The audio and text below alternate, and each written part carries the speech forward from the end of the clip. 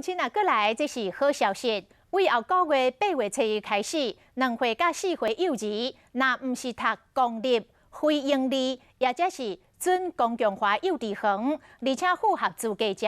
每一个人每一个月拢会当补助2500块的育人津贴，第三梯以上是3500块。安尼个算算咧，全国大约有40多万的幼儿会当享受到这个福利。但是也是有家长认为2500的补助伤少咯，而且市区公立的幼稚园无够，所以有咧考虑要甲囡仔送转去庄卡读较便宜的幼稚园。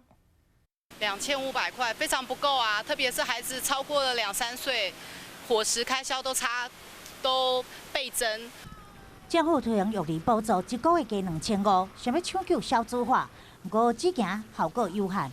有一些只补贴到5岁，可是其实真正5岁之后的教育费是更可观的。8月初开始，全国扩大发放2岁到4岁育儿津贴，台北市并无特别的收费，因为原本5岁以下每个月2500育儿津贴，4岁以内改由中央补助，5岁由北市补助，是维持原本的2500。桃园大二刀3岁以内除了中央的2500，政府阁加码500，会当为领3000，一直到我2021年7月。高雄的弱势家庭每个月嘛有加补助500，同款是一个月领3000。若是新北甲台中、台南的，是依照中央额度发放2500。只要家庭总所税无达到20%，毋是读公立的非营利、准公共幼儿园，以及家长无申请育婴留停津贴，无接受政府公费安置，每一人每个月2500。第三个子女以上，搁再加发1000。只要摕申请表、身份证明文件、金融户头影本，到乡镇市区公所办理，下一个月就会入社。过去各县市补助无同，有了落日条款了后，一步一步的整合补助，就袂搁再有城乡差距。